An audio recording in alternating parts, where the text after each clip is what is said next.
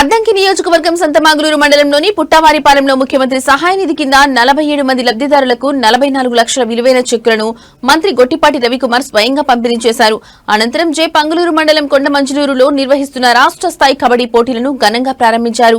ఈ పోటీలలో రాష్ట్రంలోని 9 జిల్లాలకు చెందిన జట్లు పాల్గొనడం అభినందనీయమని మంత్రి తెలిపారు. ఈ సందర్భంగా మంత్రి మాట్లాడుతూ చదువుతో పాటు క్రీడలు కూడా విద్యార్థులకు అత్యంత ముఖ్యమైన అవసరమని పేర్కొన్నారు. క్రీడల ద్వారా శారీరక దృఢత్వంతో పాటు క్రమశిక్షణ నాయకత్వ లక్షణాలు పెంపొందుతాయని తెలిపారు. విద్యార్థుల సమగ్ర అభివృద్ధి ప్రభుత్వ ప్రధాన లక్ష్యమని స్పష్టం చేశారు.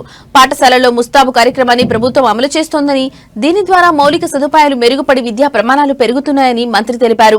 అనంతరం మేదరమెట్లలో నిర్వహించిన సెమీ క్రిస్మస్ వేడుకల్లో మంత్రి పాల్గొన్నారు.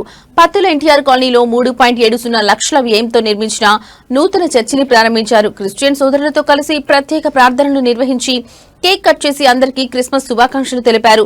అన్ని వర్గాల అభ్యున్నతే ప్రభుత్వ లక్ష్యమని మంత్రి ఈ సందర్భంగా గొట్టిపాటి పేర్కొన్నారు.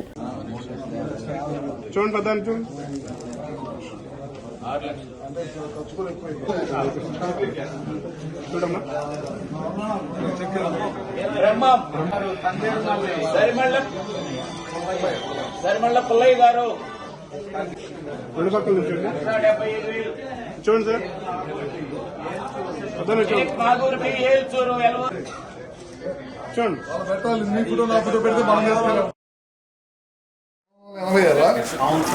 ఇప్పుడు కలిపింది దాంతో 18,59,88,000 వచ్చింది.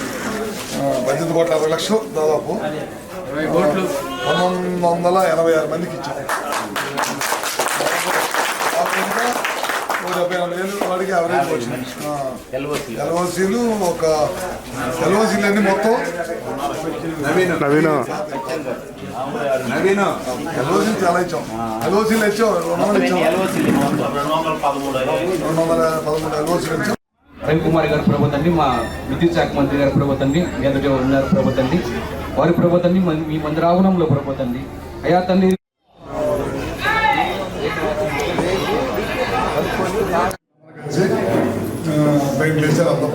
వాళ్ళ క్రిస్మస్ సందర్భంగా ఇవాళ మీ అందరూ కూడా చర్చిలో రావడం సంతోషం. నన్ను కూడా ఈ కార్యక్రమంలో పాల్గొనే అవకాశం కలిగించారు.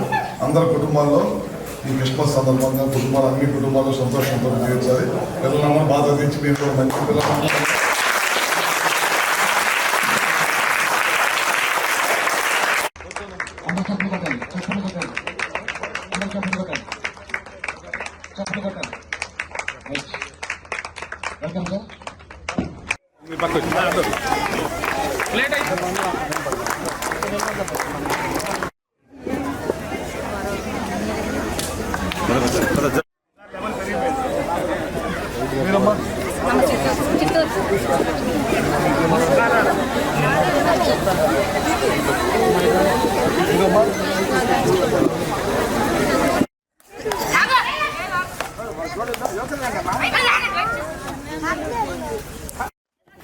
నిమిత్తము మన ప్రియుల పెద్దలు నాయకులు ఏర్పాటు చేస్తున్నారు.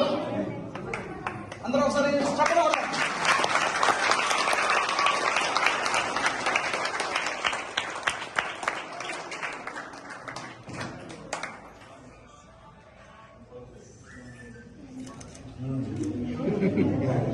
చెప్పట్లు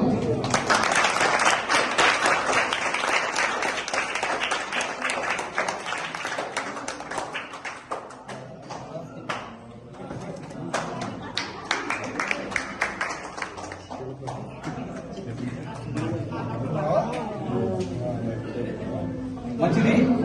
రాబో పండుగ నిమిత్తము మరి అందరం కూడా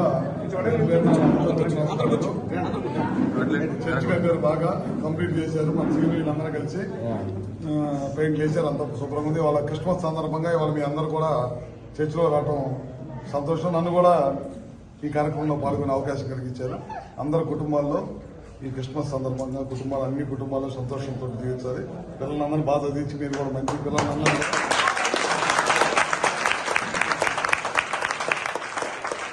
మనసారా కోరుకుంటున్నాం పండుగ సందర్భంగా.